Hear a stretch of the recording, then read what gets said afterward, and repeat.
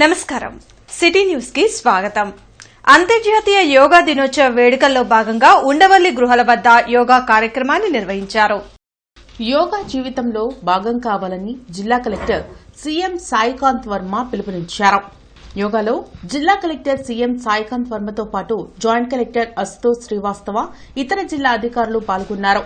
యోగా శిక్షకులు వివిధ యోగా ఆసనాలు వేయించారు. యోగాలో పాల్గొన్న అధికారులు, యువత, ప్రజల అంతర్జాతీయ యోగా దినోత్సవంకు మేము సిద్దమంటూ చక్కగా ఆసనాలు వేశారు. ఈ సందర్భంగా జిల్లా కలెక్టర్ మాట్లాడుతూ అంతర్జాతీయ యోగా దినోత్సవం జిల్లాలో ఆదర్శవంతంగా నిర్వహించాలని పిలుపునిచ్చారు. అన్ని వయసుల వారు ఇందులో పాల్గొనవచ్చని అన్నారు. ప్రతి ఒక్కరూ పాల్గొని గొప్ప సంఘీభావాన్ని వ్యక్తం చేయాలని విజ్ఞప్తి చేశారు. యోగా మన సాంస్కృతిక సంపదగా వస్తున్న గొప్ప ప్రక్రియని చెప్పారు. యోగాలో ఆసనాలు, ప్రాణాయామాలు వంటి అంశాలతో ఆరోగ్యాన్ని అందించడం జరుగుతుందని అన్నారు. యోగా ప్రతి ఒక్కరి జీవితంలో భాగస్వామ్యం కావాలని, తద్వారా ఒక క్రమశిక్షణ కలిగిన జీవితం ఏర్పడుతుందని అన్నారు. ఏ ఆహార పదార్థాలు ఎంత మోతాదులో తీసుకోవాలి, ఎంత నీరు తాగాలి వంటి అంశాలు యోగా ద్వారా తెలుస్తాయని చెప్పారు. అనేక దీర్ఘకాలిక వ్యాధులకు సైతం గొప్ప ఉపశమనం కలిగించే ఆసనాలు ఉండడం మనం గర్వించదగ్గ విషయమని పేర్కొన్నారు. ఈ నెల 13న మంగళగిరి శ్రీ లక్ష్మీ నరసింహస్వామి ఆలయం వద్ద యోగా కార్యక్రమాలు నిర్వహిస్తున్నట్లు చెప్పారు. ఈ కార్యక్రమంలో జిల్లా వైద్య ఆరోగ్య శాఖ అధికారి కె విజయలక్ష్మి, జిల్లా పర్యాటక అధికారి రమ్య తదితరులు పాల్గొన్నారు. Okay, thank you. శ్వాస తీసుకుంటూ చేతులు పైకి లేపండి, చేతులు దించండి. మీ తొంటి భాగం అంతా రిలాక్స్ అయినట్టు ఫీల్ అవ్వండి. ఇప్పుడు మీ కుడికాలు మొత్తం బొటన వేలు దగ్గర నుంచి తొంటి వరకు పూర్తిగా రిలాక్స్ అయినట్టు ఫీల్ అవ్వండి. ఎంతవరకు బెండ్ చేయగలిగితే ముందుకు అంతే ఉంచండి. ముందుకి ఎంతవరకు ఉంచగలిగితే అంతవరకు ఉంచండి. గడ్డం ఛాతిని టచ్ చేయలాగా. మెడ నొప్పి ఉన్న వాళ్ళు కానీ, కళ్ళు తిరిగే సమస్య ఉన్న వాళ్ళు మాత్రం ఫోర్స్ చేయొద్దు. ఎవరైనా సరే ఫోర్స్ చేయదు, జెంటిల్ గా చేయండి. ఎంతవరకు మీరు ముందుకు వంచగలేదు అంతవరకు వంచండి. ఒక సెకండ్ అక్కడ ఉండండి. మరలా శ్వాస తీసుకుంటూ నెమ్మదిగా వెనక్కి వంచండి. వెనక్కి కూడా మీరు ఎంతవరకు వంచగలిగితే అంతవరకే వంచండి. ఇప్పుడు మారుతున్న జీవన శైలిలో మన పూర్వీకులు, మన తల్లిదండ్రులు చూడనటువంటి ఆరోగ్య సమస్యలు ఈరోజు మనం అతి చిన్న వయసులోనే చూస్తున్నాం. దానికి ఎన్నో కారణాలు ఉన్నాయి. అయితే వాటి పరిష్కారం కూడా మన చేతిలోనే ఉందండి. ఈ ఉదాహరణకి యోగా అనేది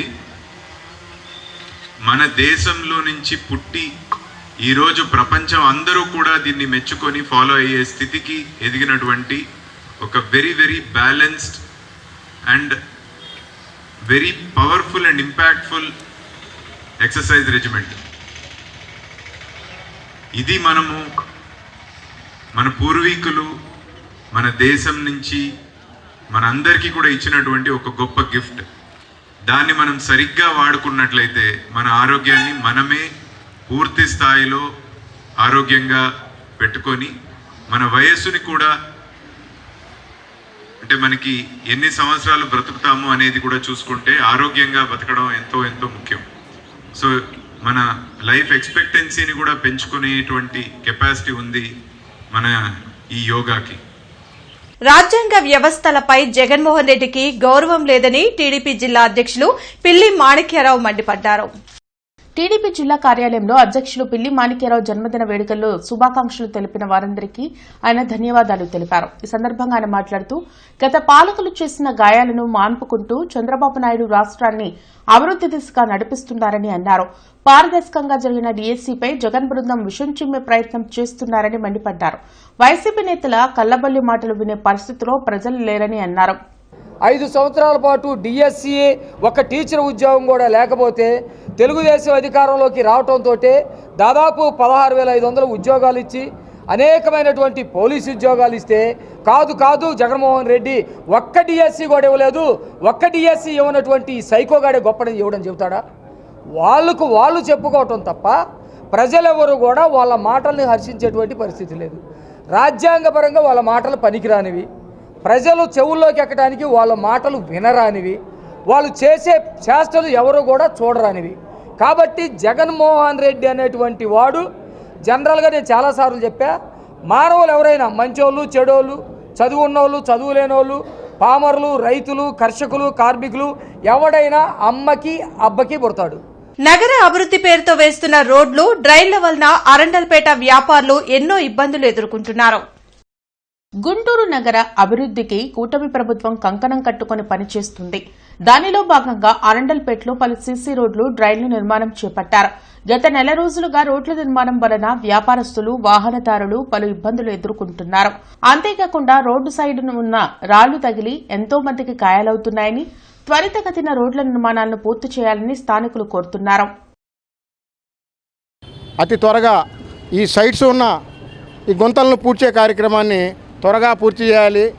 నగర ప్రజలకి ఇబ్బందికరంగా ఉంటుంది. ఇటు వాహనదారులకి మరియు పెద్దలకి, చిన్నపిల్లలకి నడకదారి, రహదారి దీన్ని పూర్తి చేసేసి దీన్ని సులువుగా నలిచేట్టు కార్యక్రమాన్ని చేయాల్సిందిగా కోరుతున్నాము. ఈ అభివృద్ధిని చేయాల్సిందిగా కోరుతున్నాము. మిగతా కార్యక్రమాలు చాలా చక్కగా చేస్తున్నారు. సైడు కాలువలు కట్టడం జరిగింది, మరియు చక్కటి సీసీ రోడ్డు వేయడం జరిగింది.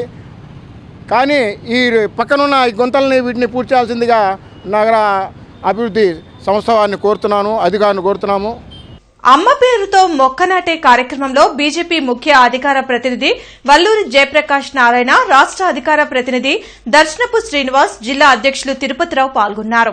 ప్రధాని మోడీ పిలుపు మేరకు అమ్మ పేరుతో మొక్కలు నాటే కార్యక్రమానికి శ్రీకారం చుట్టామని బీజేపీ ముఖ్య అధికార ప్రతినిధి వల్లూరి జయప్రకాష్ నారాయణ వెల్లడించారు.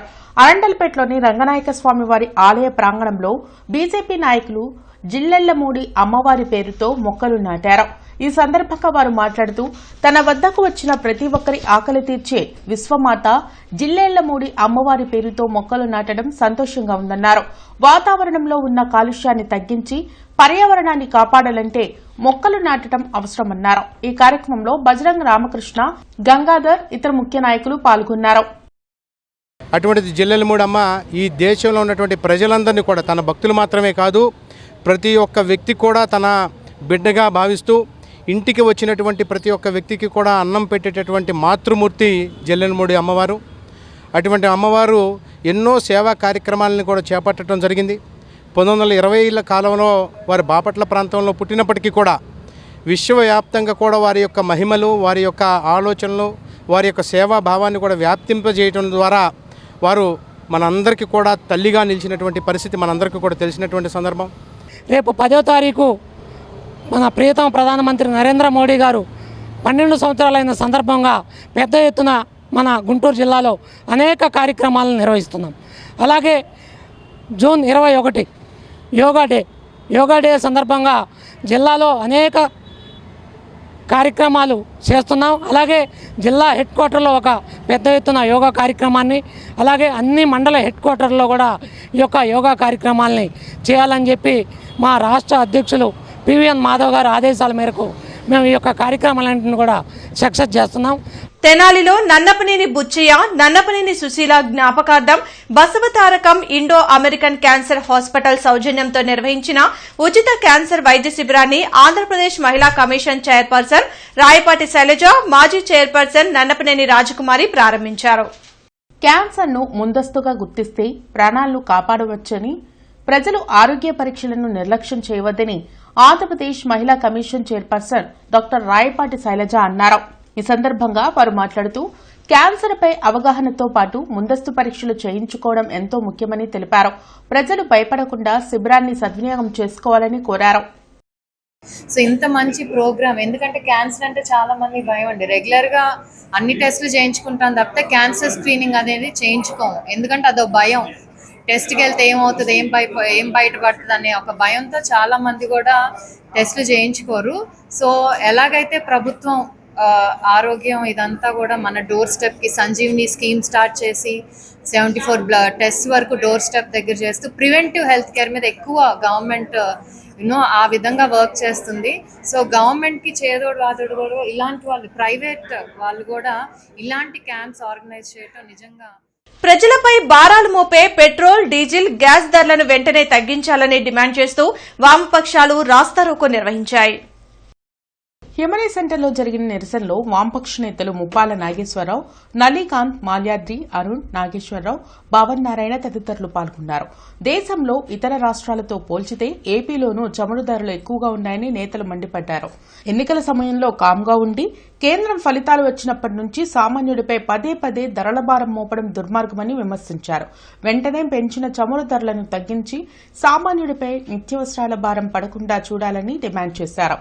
మరి నరేంద్ర మోడీ ఏమాత్రము నీతి, సిగ్గు, చట్టబద్ధమైనటువంటి బాధ్యత ఉంటే యుద్ధ ప్రాతిపదికన ఈ ధరలు తగ్గించాలి. నిన్న కాక మొన్న మే 1వ తారీఖు 5 రాష్ట్రాల ఎన్నికల సందర్భంగా మీడియాలో వస్తున్న వార్తలను ఖండిస్తూ ఎన్నికల తర్వాత కూడా ఏ రకమైన ధరలు పెంచమని చెప్పి 4-5 సార్లు ధరలు పెంచి ఈ స్థితికి తీసుకొచ్చారు. మహారాష్ట్రకి అంబానీ తరలించుకుని వెళ్తా ఉన్నాడు. దానిలో సగభాగం ఆంధ్ర రాష్ట్రానికి వాటా ఇవ్వాలని చెప్పి ప్రణాళికా సంఘం చెప్పింది. అయినా ఆ విషయం పాలకులు పట్టించుకోవట్లేదు. సంపద సృష్టిస్తానని చెప్తున్నటువంటి మన ముఖ్యమంత్రి చంద్రబాబు నాయుడు గారు వస్తున్న సంపదని ఆంధ్ర రాష్ట్రం కోసం ఉపయోగించుకుంటే ఖచ్చితంగా అది పేద ప్రజలకి మొత్తం సమాజానికి ఉపయోగపడుతుంది. తక్షణమే కేజీ బేసీలో ఉన్నటువంటి సగభాగం వాటా తీసుకోవడం ద్వారా 200 రూపాయలకి గ్యాస్ సిలిండర్ ఇవ్వచ్చని చెప్పి మేము కోరుతా ఉన్నాం. యుద్ధం పేరుతోటి రకరకాలుగా దోచుకుంటున్నటువంటి పరిస్థితి మనం చూస్తూ ఉన్నాం. ఎందుకంటే యుద్ధాలు అనేటువంటి సృష్టించి ప్రజల మీద భారం వేసి అమెరికా ఏదైతే చెప్తుందో అమెరికా అడుగుజాడల్లోనే ఈ మోడీ పాలన చేస్తుంది. మోడీ ఏదైతే చెప్తున్నాడో జగన్ కానీ ఆ రకంగా ఉన్నటువంటి పవన్ కానీ చంద్రబాబు ఈ రాష్ట్రం మొత్తం కూడా మోడీ యొక్క అడుగుజాడలో ఉంటుంది. కాబట్టి వీళ్ళు ప్రజల పక్షాలు లేరనేది స్పష్టంగా అర్థమవుతుంది. కాబట్టి ప్రజలు ఎప్పుడైతే చైతన్యంగా ఉంటారో అప్పుడే సమస్యల పరిష్కారం జరుగుతుంది. కాబట్టి ఈ రోజున రాష్ట్ర యొక్క ఉద్దేశం కూడా ఈ యొక్క రేట్లు తగ్గించాలని. జిల్లా టీడీపీ పార్టీ కార్యాలయంలో అధ్యక్షులు పిల్లి మాణిక్యరావు జన్మదిన వేడుకలు ఘనంగా నిర్వహించారు. జిల్లా అధ్యక్షులు పిల్లి మాణిక్యరావు 54వ పుట్టినరోజు సందర్భంగా ఆయనకు మాజీ మేయర్ కోవెలమూడి రవీంద్ర, కనపర్తి శ్రీనివాసరావు, మాజీ ఎమ్మెల్సీ ఏఎస్ రామకృష్ణ, వేములకొండ శ్రీనివాస్, ఇతర ముఖ్య నాయకులు పుట్టినరోజు శుభాకాంక్షలు తెలిపారు. ఈ సందర్భంగా పలువురు నాయకులు మాట్లాడుతూ ఎంఆర్పీఎస్ వ్యవస్థాపక అధ్యక్షులుగా పిల్లి మాణిక్యరావు పనిచేశారని అన్నారు. తెలుగుదేశం పార్టీలో చేరిన పిల్లి మాణిక్యరావు ఎన్నో పదవులు చేపట్టారని తెలిపారు. జగన్ అవినీతి అరాచకాలపై గొంతెత్తి మాట్లాడిన నాయకులు పిల్లి మాణిక్యరావు అన్నారు. ఈ కార్యక్రమంలో కంచర్ల శివరామకృష్ణయ్య, రావిపాటి సాయి, ఫిరోజ్, సుఖవాసు శ్రీనివాస్, చిట్టాబత్తిని చిట్టిబాబు, అన్నాబత్తిని జయలక్ష్మి, లాల్ వజీర్ పాల్గొన్నారు. నా ఎజెండా చంద్రబాబు నాయుడు గారిని ముఖ్యమంత్రిని చేయటమే ఏకైక లక్ష్యం అని చెప్పేసి ప్రాణాలకు తెగించి పోరాడినటువంటి యోధుడు పిల్లి మాణిక్యరావు గారు. ఇవాళ